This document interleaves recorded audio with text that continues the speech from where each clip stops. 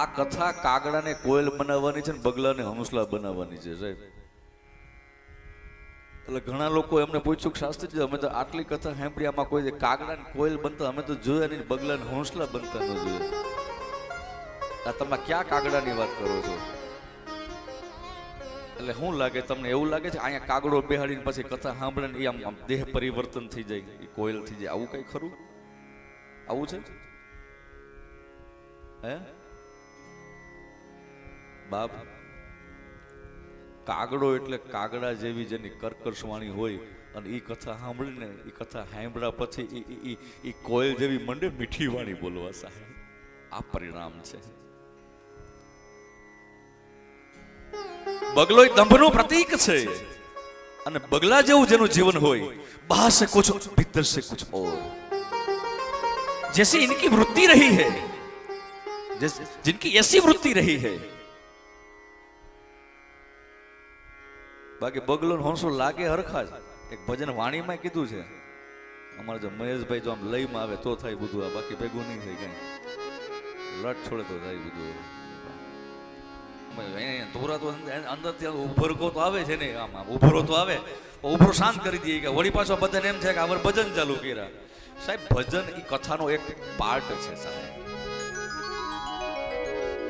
એક અંગ છે.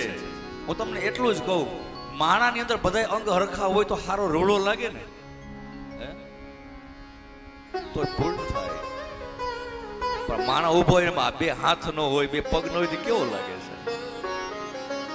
એ પૂર્ણ અવસ્થા, પૂર્ણ અંગ જો વ્યક્તિની અંદર હોય તો એ કાર્ય સફળ બનાવી શકે, કોઈ પણ કાર્ય સિદ્ધ કરી શકે, કોઈ પણ મંજિલને પ્રાપ્ત કરી શકે. પણ અંગ જ ન હોય તો કરવું છે ઘણું પણ કેમ કરી શકે? એમ કથા, આ કથા એ કથાની અંદર આ સંગીત એક અંગ છે સાહેબ. જેમ હાથ પગ વગર માણસ હાલી ન હગે, કોઈ કાર્ય ન કરી શકે, એમ કથા નું સંગીત અંગ છે. એ સંગીત વગર એ કથા ને ન્યાય ન આપી શકાય, કથા ચાલી ન શકે. કથાને ચલાવવા માટે આ અંગની પણ જરૂર પડે. સંગીત એક અંગ છે તો સમયે સમયે ક્યાંક ને ક્યાંક એની જરૂર પડે. જ્યારે જરૂર પડે ત્યારે એનો સદુપયોગ કરવો જોઈએ. ક્યાંક એમને ઉભરો આવે તો વળી ઉભરો શાંત થઈ જાય કે વળી એવું થશે કે આ થોડુંક વધારે થાય છે. પણ અહીંયા જે વાણી પીરસાઈ ને, આ ભાગવત દેવી ભાગવત વાણી છે. આ વાણી એ માતાજીને પ્રિય છે.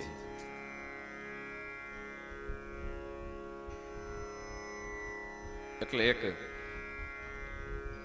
લખવું પડ્યું.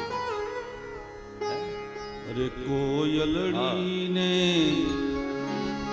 એ કાગરે એ રંગે રૂપે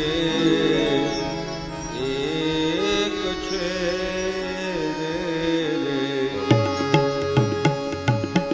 કોયલડીને કાગરે આ શીખવાનું છે આપણે આમાં. રંગે રૂપે એક છે હોજી.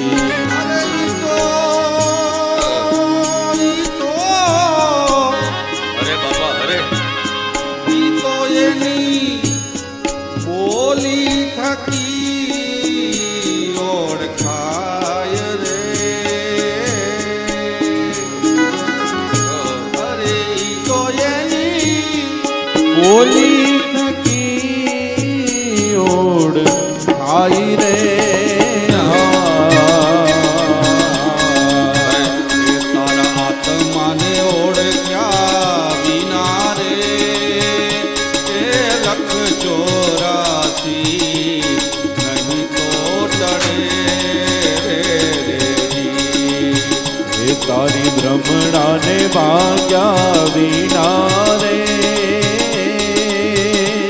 એ ભવના ફેરા નહીં કો મતે હો. એક બીજી એક મારી પ્રાર્થના છે કે હું બે દિવસ વિશ્લેષણ કરું છું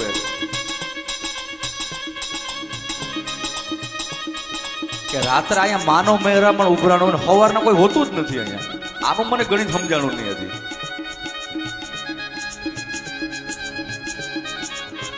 અને આમાં જેને સમજાતું હોય મારા ઉતાર આવીને મને સમજાવી જાય આજે બપોરે. આ કઈ ગણિત સમજાણું નહીં મને. મારી પ્રાર્થના છે, આ એક જ વખત આ પ્રાર્થના કરું છું. બાકી તમે જે મારાથી નજીક છે એ બધાને ખબર છે હું ફકડ માણસ છું, મારે કોઈ કઈ જોતું નથી અને અહીંયા આવતાય નહીં ભાઈ. તમારે પૈસાની મારી જરૂર નથી. હું બેઠો છું ખિસ્સામાં પૈસા નાખતા નહીં. અહીંયા તમે ઘરે તમારા પાસે રાખજો બાપા, જેને જરૂરિયાત હોય એને આપજો. એટલે પાછું એવું ન સમજો હું પૈસા માટે કથા કરું છું. મને અનુકૂળ હશે હું ત્યાં જ કથા કરું છું, બાકી હું તારીખો નથી આપતો કથા.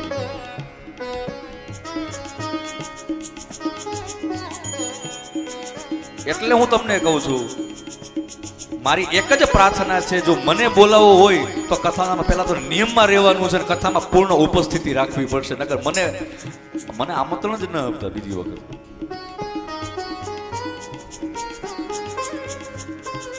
રાત્રે અહીંયા 2000 માણસ હોય ને અહીંયા પછી 200 માણસ ન હોય કથાના મંડપમાં. આ ગણિત હજી સમજાણું નહીં મને.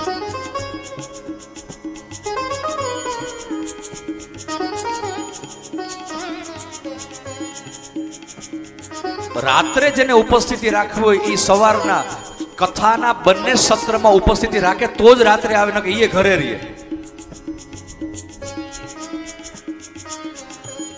આ પ્રસંગ છે શ્રીમદ દેવી ભાગવત. આમાં ક્યાંય મારી ભૂલ થતી તો મને રોકી શકો.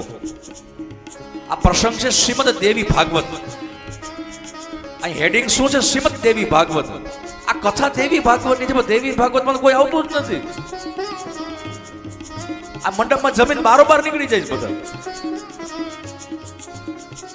આ બે રીતે હું આયદરું જ સમજાતું નથી મને. અને બીજી એક વાત, આ પ્રસંગ આવ્યો છે એટલે કહું છું કે તમે ને હું પ્રસાદના અધિકારી ત્યારે જ બની છે જ્યારે કથા શ્રવણ કરીએ છીએ. કથા શ્રવણ કર્યા વગર કથા પ્રસાદ લેવો એ પણ પાપ છે. બે બાબત છે આમાં કે કથા શ્રવણ કર્યા પછી કથા પ્રસાદ લેવો. જો કથા શ્રવણ કર્યા પછી કથા પ્રસાદ ન લેવો આ પણ અપરાધ છે. કથા શ્રવણ કર્યા વગર કથા પ્રસાદ લેવો આ પણ એક અપરાધ છે. અને કથા શ્રવણ કર્યા પછી કથા પ્રસાદ ન લેવો આ પણ એક અપરાધ છે.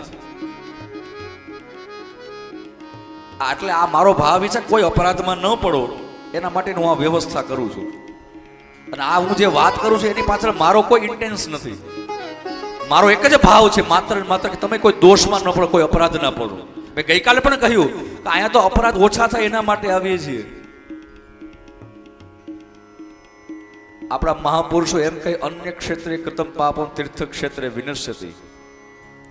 કે બીજી જે કોઈ પણ જગ્યાએ પાપ કર્મ તમે કરો તો એ ધોવાની જગ્યા તીર્થો છે.